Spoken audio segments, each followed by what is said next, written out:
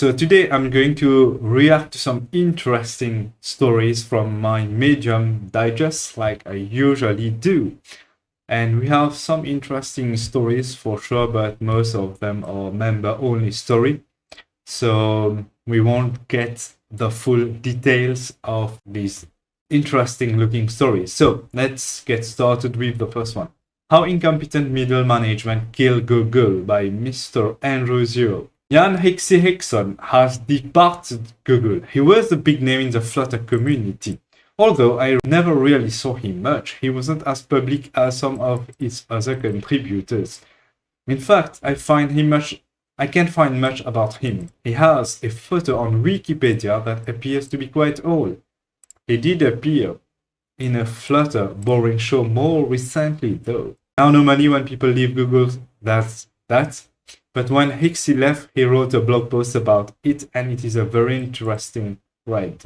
So here are some highlights that I found interesting. But just before that, you might know from the news right now that there are mass layoffs going on in America, especially in the big companies, fine companies more specifically, but not limited to it. For example, I heard even non-tech companies have been firing their people massively, and there are many reasons for that. So I saw on a video on TikTok that one of the reasons is that there is now a kind of tax on research and development department in companies and startups in America, even though if they are outsourcing it to other countries. So I think that nowadays startups and companies and even the corporate enterprise big names have to pay a certain level of tax for research and development, or maybe even more, even if they are outsourcing it to somewhere else. So maybe this is a big dissuader, I think. And personally, for me, in the tech world, I think that there are so many baseless jobs. Just give a job just for the sake of giving someone a job. And there were quite some woke culture going on, and all-inclusive culture, and they just were recruiting right and left, and then reality hit them, not only because we have COVID and we have the ongoing wars, so all of that are costing a lot of money. But apart from that, let's continue this interesting part. Many times I saw Google criticized for action that was sincerely intended to be good for society. Google Books, for example, much of the criticism Google received around Chrome and search, especially around supposed conflicts of interest with ads, was way off base. It's surprisingly how often coincidences and mistakes can appear malicious. I don't understand what's happening here, but I knew there was something called Google Books. I often saw privacy advocates argue against Google proposals in ways that were net harmful to users. Some of these fights have had lasting effects on the world at large. One of the most annoying is the prevalence of pointless cookie warnings. We have to wade through today. It's painful. I found it quite frustrating how teams would be legitimately actively pursuing ideas that would be good for the world without prioritizing short-term Google interests, only to be met with cynicism in the court of public opinion. So I've read somewhere that when startups make good products that we call productocracy, eventually when they go public or they have their IPO and they are eventually bought by another companies or investors, then immediately the focus is shifted from the actual users or the customers to the stakeholders, and it's all about profit. So when this happens, what you can expect is that they are going to remove every money that they can without really thinking about how are they improving the customer experience and so on and so forth. So I think so that's what's happening in a lot of places. We are through with this article, but here is the blog post. So I'm going to put all of that on the YouTube description. Reflecting on 18 years at Google, I joined Google in October 2005 and resignation, blah, blah, blah. Very lucky, and let's just skim through it. The often mocked "don't be evil" truly was the guiding principle of the company at that time. larger reaction to contemporaries like Microsoft, whose this is what we just copy-paste, and early Google was also an excellent place to work. Executive gave frank answers on a weekly basis or were candid about their inability to do so for legal reasons or la la la. Eric Schmidt regularly walked the whole company through the discussions of the board and so on and so forth. Now we also have the company had a vision and deviation from that vision or explain Dilbert level management. So Dilbert is very interesting. It's a character that is sarcastic or make fun about management or office works.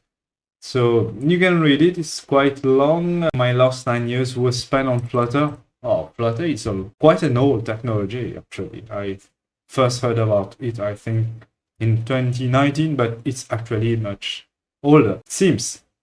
Unless it wasn't open source. I think it was only internal. Some of my fondest memories of my time at Google were early days of this effort. Flutter was one of the last projects to come out of the old Google. Wow. Part of a stable of ambitious experiments started by Larry Page shortly before the creation of Alphabet. So I think Alphabet is the guilty part here. We get so on, so on. This is quite interesting, this board. We also didn't follow engineering best practices for the first few years. For example, we wrote no tests and had precious little documentation. Why this whiteboard is what we pass for a design doc for the core widget, render object, and .ui layers. This allows us to move fast at first, but we paid for it later. So this is maybe something quite interesting to learn or to think about when you are working on a new project. Maybe you want to go fast at first, but then if you are going to sacrifice tests and documentation, then it will bite you later on. So that's why nowadays this is a standard. Flutter grew in a bubble largely insulated from the changes Google was experiencing at the time. Google's culture eroded. So culture is another important part here. Decision went from being made for the benefit of users to the benefit of Google. So I just talk about that. And for Google, it means the stakeholders should profit a maximum to the benefit of whoever was making the decision. Transparency evaporated. So morale is an all-time low. And then we continue. Google is not a conventional company. We do not intend to become one, but that Google is not more. So it's very interesting. You can read more about that. And then let's move on to another member-only story, 2024, the latest front-end technology trends. So this is a very interesting article, in my opinion, but it's member-only, and I actually would love to read it completely, and maybe $1 per month is it to pay, so at some point I might consider paying for it, or have it another way, but I also understand that writers, content creators should be paid as well. So let's see. In today's article, let's talk about the latest front-end technology trends. TypeScript, the first one. So DHH, our mentor and creator of Ruby on Rails. Look, I'm happy if you found your true calling in TypeScript. I really am. I am an unapologetic super fan of Ruby, but please find another way to express your enthusiasm than by defacing collaboration organs or slandering those who JavaScript different the open source oliganism and the TypeScript man down. I remember this article. I think I read it twice last year when it came out because I was still a full time, and I really enjoy PH's controversial posts. Don't be in a hurry to scold me. Think about it. Does JS freedom from strong typing bring convenience to you, or does JS strong typing bring you inconvenience? Wow, good question. Is it really necessary for you to use TypeScript in the daily project development of many small and medium-sized factories? Can its so-called rigor really avoid the emergence of Shishan code? No idea what it is. I guess not. At the same time, on the contrary, when the average technical ability of the team is insufficient, yes, will cause more inconvenience, making the original code that is not so become a complete mountain. We need to know that any technology that will be a double-edged sword. It will bring improvements and new inconveniences. This is especially evident in the comparison between TS and JS. So this year, developers have started to de-TypeScript, for example, Svelte, Turbo, etc. More and more developers are likely to join the de-TypeScript bandwagon in the future. So is this a trend or not? Well, my reaction, my opinion to this is that, of course, using JavaScript is far easier than TypeScript. I've worked on both technologies for quite some time, for years actually, and my honest reaction is that JavaScript is very easy compared to TypeScript. And TypeScript has so much more because it's strong typing and you need to understand interfaces, classes, object-oriented, and it's really not that conform to a pure object-oriented language like C# or Java. It has some mixtures as well, but I think it's a solid technology. If you're going to be using it to 80% of its capability, you don't want to use generics and reusability in mind for a lot of things. For example, I work on an Angular project with TypeScript, and they focus a lot on reusability, created very small components that can be reusable a lot of times. And this was crazy. This was very difficult to use, and sometimes I was just curious, or rather, I was very dumbfounded. I was lost because what happened was that there were so many types that should be declared because it used strip typing with TypeScript, and this was quite difficult for me. I lost time unnecessary. If there was no TypeScript, I think it would have been far more easier, and we would have gone faster. But I've also worked on the backend part using TypeScript. And if you're not going to mess around only pure object-oriented, using generics, using a lot of reflectors, it's easy though. It saves your time, and you can use solid principle, especially you can extend your functionalities without changing them, open close principle. So this is very interesting for me. I like it. And I would really consider TypeScript if the team knows the technologies, well, is proficient to a degree. I would say that at least everyone in the team has 2 to 3 years of experience of TypeScript, then I will consider it. Otherwise, like we just saw in this article, it has a lot of inconveniences, and if you want to move fast, it's not as easy. So at the end of the day, this is a choice that is broken down to teams or projects. So let's move on. Vue and React. Vue and React are evergreens in the front end, and they are actually the two hottest frameworks. In the case of Vue, it is recommended that you start with Vue 3, and you don't need to learn. You can directly start. You can start directly with script setup. I didn't know that. For React, it is recommended to learn at least 16.8 or higher. So I think this is the level version that uses hooks. And Vue 3, I agree, it's by far very easy compared to React and even Angular with signals. So we have, I think there might be a mention of Angular and signals here, but it's a member only article, unfortunately. But I can quickly share my opinion, what I've seen with signals so far. So it's much easier to use than RxJS. But of course, you don't have the power tooling that RxJS gives you. So that's a trade-off already, but it's far much easier to get into. So that's a good thing. So I'm even thinking to maybe do some live coding about Angular soon. So that's going to be as interesting as well.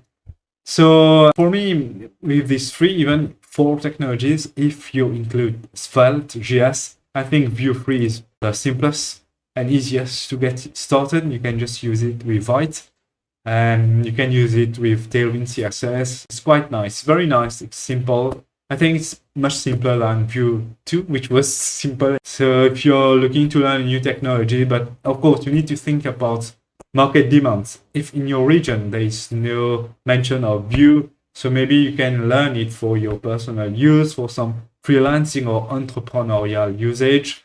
Or maybe you just use it like that for your side projects. And if tomorrow you have an opportunity, you can work on it. So it's a good thing as well. Webpack and Vite. While Vite exists to disrupt Webpack, Vite does offer more than 10x faster builds.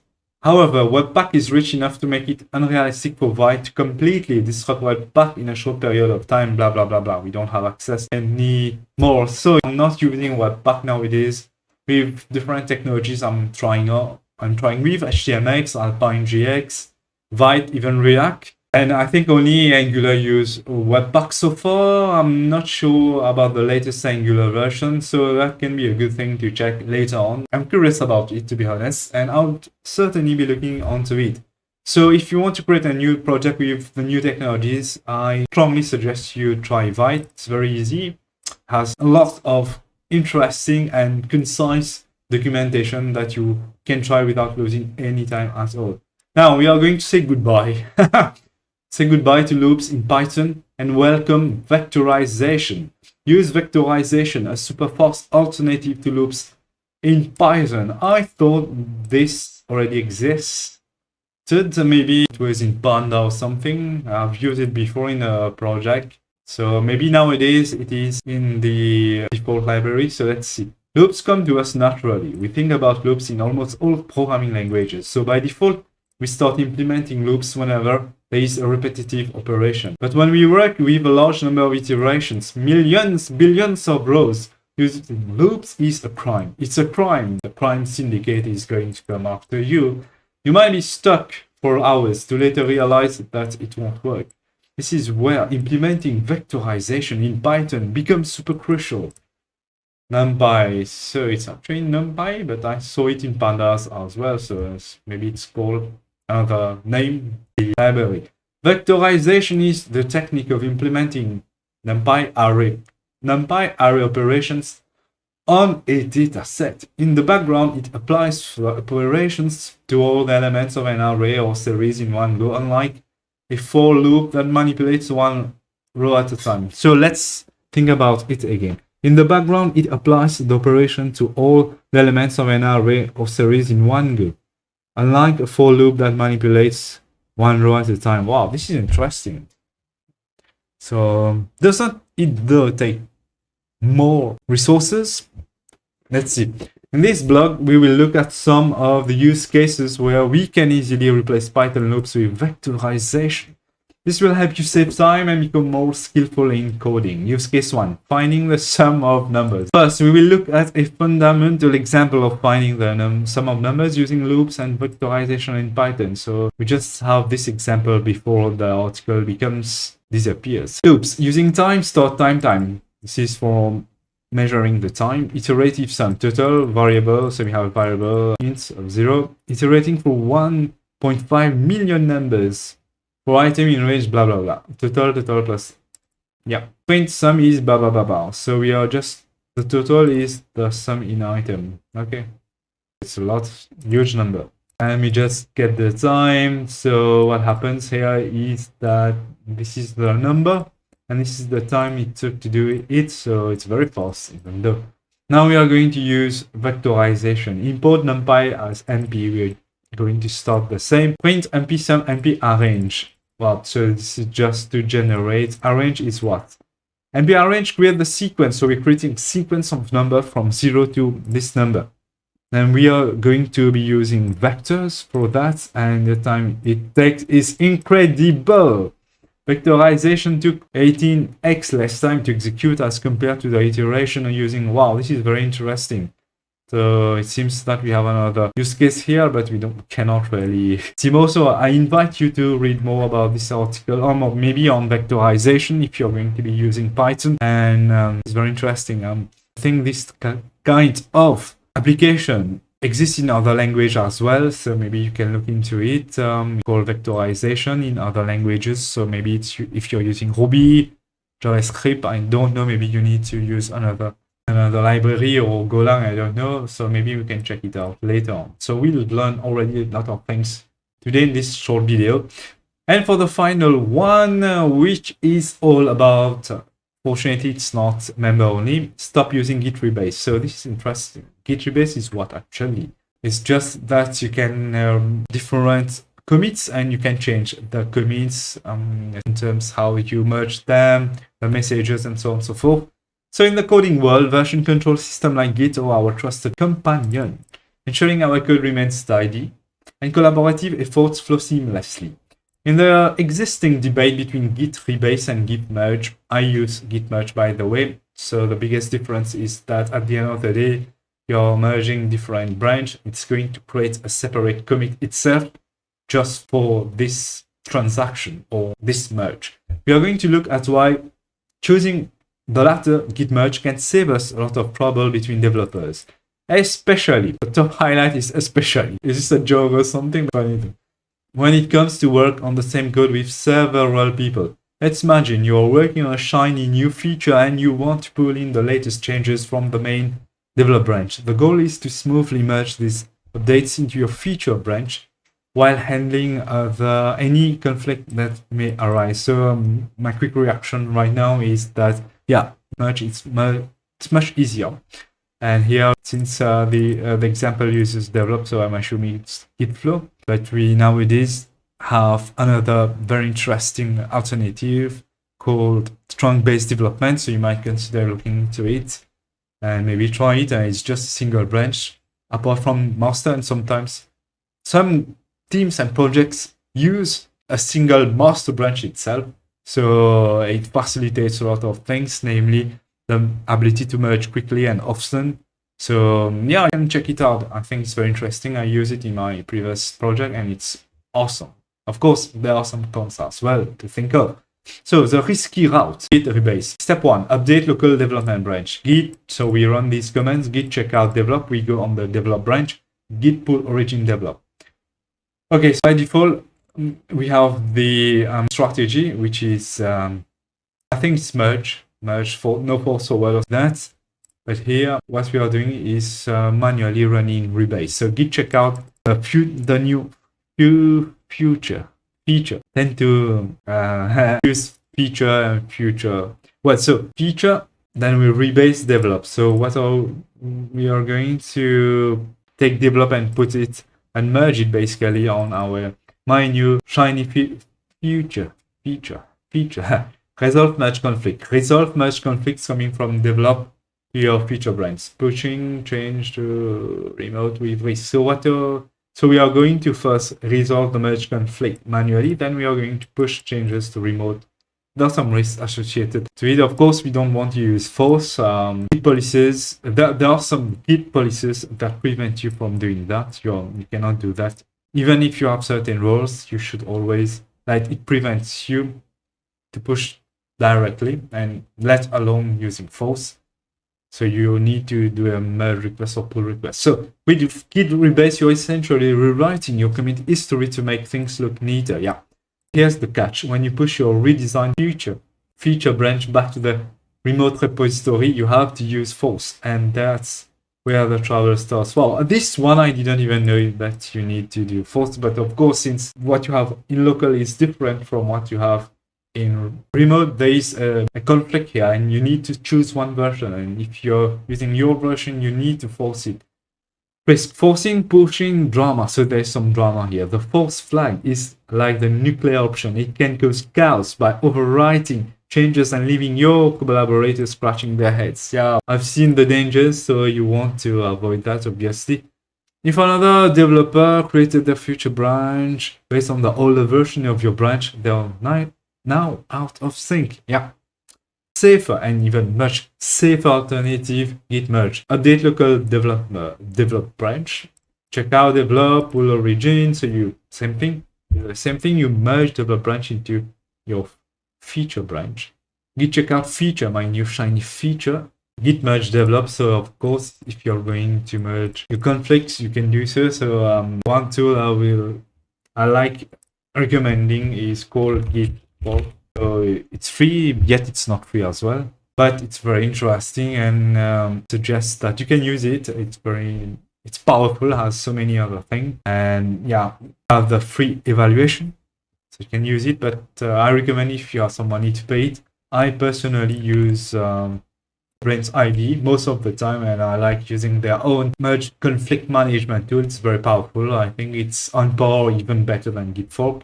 So here, now with git merge, life gets a bit simpler. Your commit story stays intact and there is no need to force the push. Of course, you can still force it, but why do it? Conclusion, while the git rebase versus git merge debate continues, opting for simplicity of git merge can be a game changer. It ensures a smoother collaborative experience by sidestepping forced pushes and keeping branches in sync.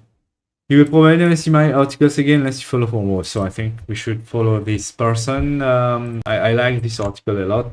Hamid, so thanks. Can I clap for it? Here we go. So I hope you've enjoyed this article. We've learned a lot of things. We started with some management stuff. how incompetent Google management is and kill Google. And I think it's true for a lot of companies nowadays. Then we learn about, yeah, this is just the blog, latest frontend.